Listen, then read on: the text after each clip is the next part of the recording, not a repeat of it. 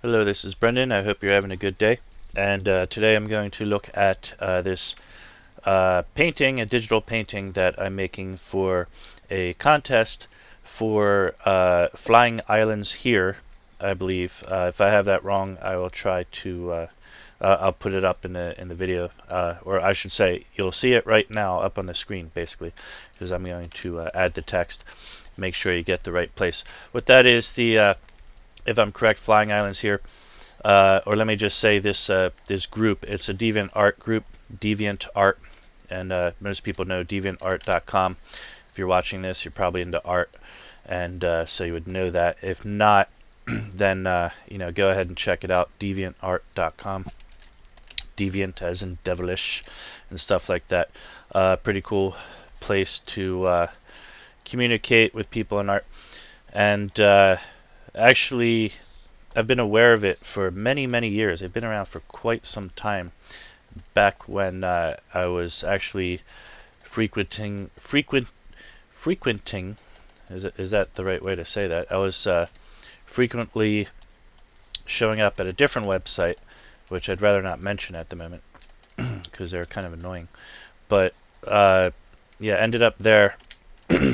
Excuse me, I have a cold, and I didn't like DeviantArt at all when it first started.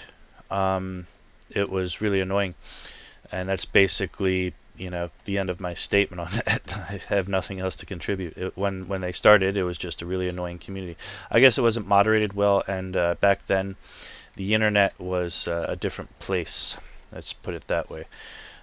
So yeah, things changed. They're a little bit more organized now, and the people aren't as random. They used to have all kinds of just crazy stuff going up there that I didn't want to look at. It was indecent, and I didn't want to have to deal with childish demeanors. I think the community itself has turned into a good one because of natural causes. That happens, which is amazing. It's funny how when you get a bunch of people into a website, yeah, you'll have a lot of annoying people at first, but as time goes by and it picks up, the community actually tends to fix itself, as people are kind of nice in the end. So what I'm doing here, just give you a quick overview. Maybe I should turn off some of these layers. I started this off with one of these.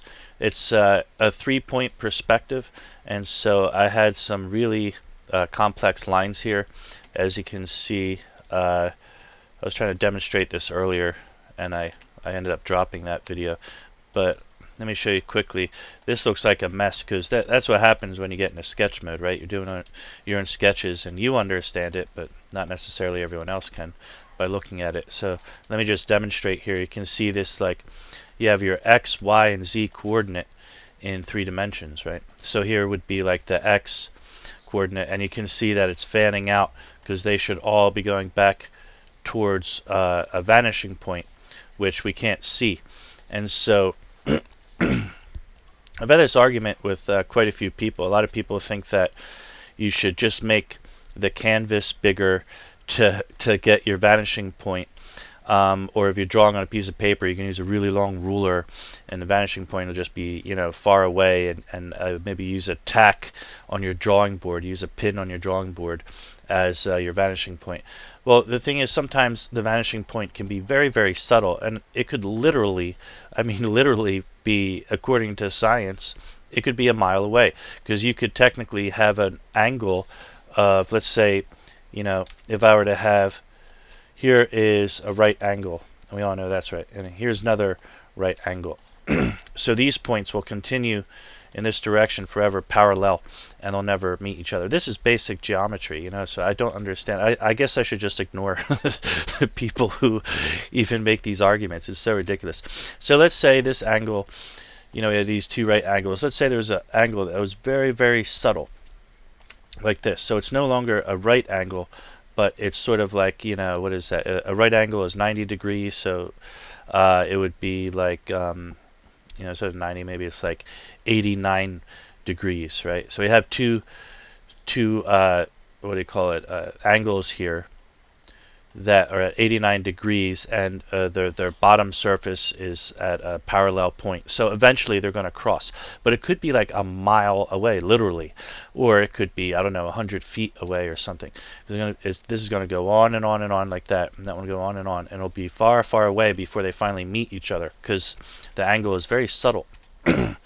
So with that being in mind, you can't really just use a ruler or some tool all the time to help you to make these. With modern software, and that's only with software, the best you could do is use a 3D modeling program to help you get some perspective like this. But even that, it's kind of hard.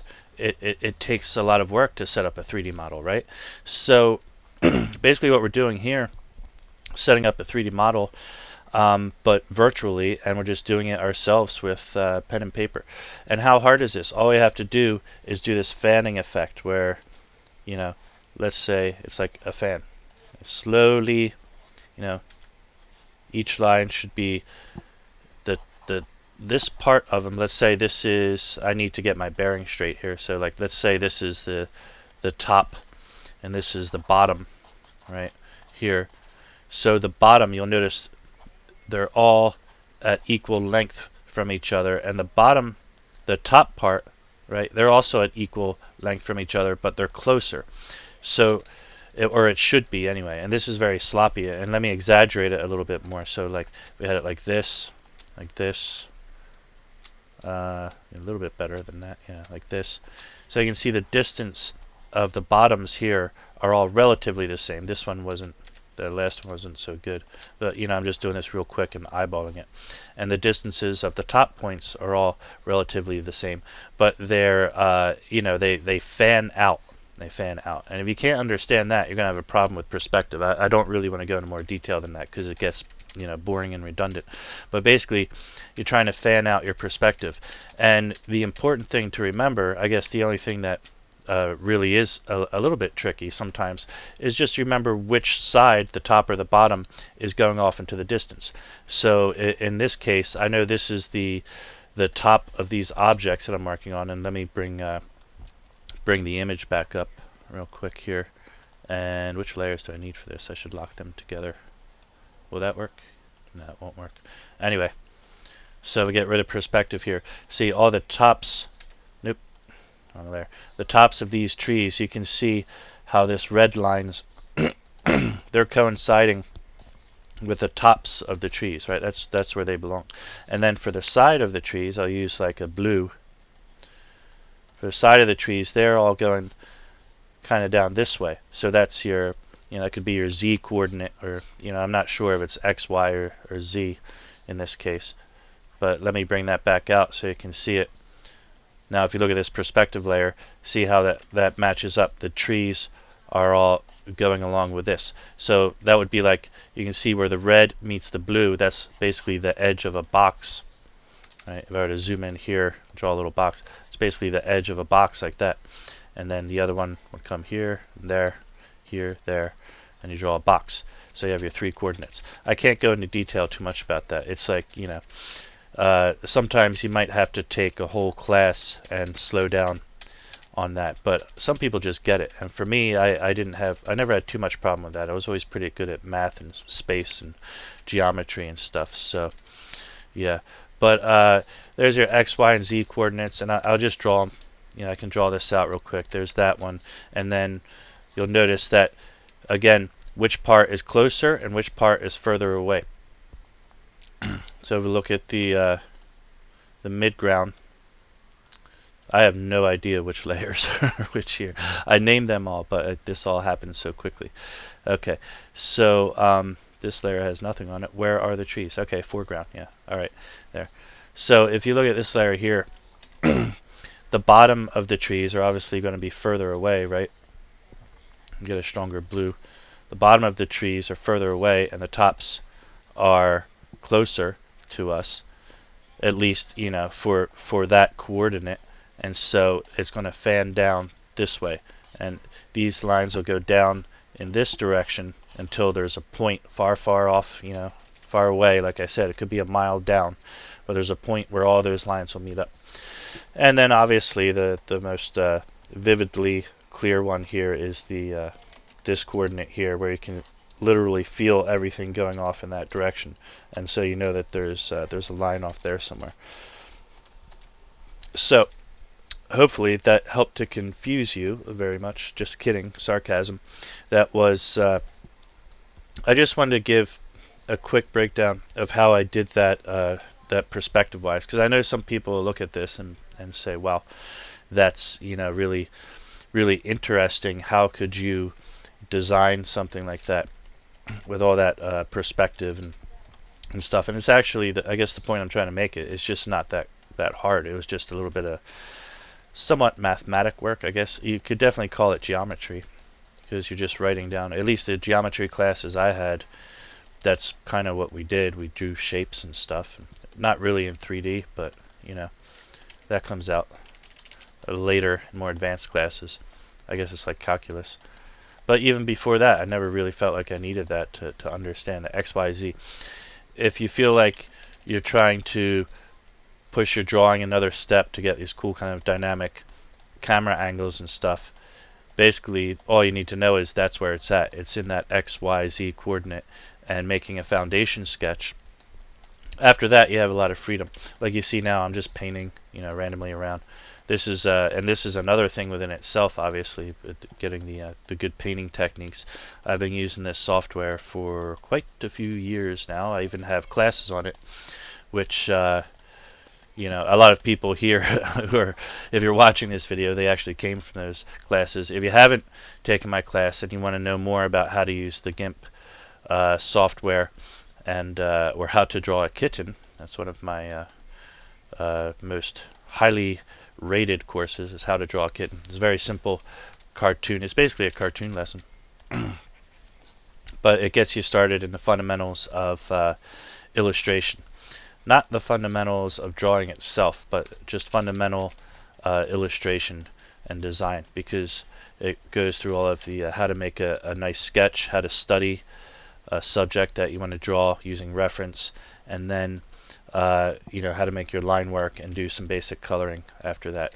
And I do it using the software, this one I'm using here and now, but it's not, the lesson is not dependent on the software. You can use a pencil and paper or whatever you want, because I actually designed it that way, so that way everybody could follow the lesson. I just do it, I start off with I use like a gray brush, basically same brush I'm using now, but I make it gray so it looks like a pencil. It kind of behaves like a pencil, and then yeah, that's and follow the routine. Then I go into a black pen and go over the sketches with a couple sketch layers, and then after that we'll go into the color and do some more detail stuff. I get out some higher, lighter light white here, and I have to remember things are getting smaller as they go into the distance, so I want these dots to look a little smaller. It's also looking a lot more simple as it goes into the distance, which is okay, because I don't really need people looking at details a mile away. This will probably get covered up. Don't quote me on that, but I'll probably cover this up with some ambient mist, so it looks like it's going off pretty far into the distance and gives it more of that depth. Some people don't like it when you use like mist and fog and stuff like that, but well, I guess it's kind of an artistic effect that just makes life easier. So this video is intended to be short, and just wanted to get something up real quick. Mostly I'm working on this as a distraction. I enjoy it. I wanted to mention that contest and that group, which I think is really cool, because the whole DeviantArt group, or DeviantArt, however you pronounce it, is it's based on flying islands or floating islands, and it's really neat concept that somebody would dedicate a group to that. It's very unique, And yep, that's about that. Other things here, I'm working on these space cars. You can tell that I flipped this once because I wrote Ford on it.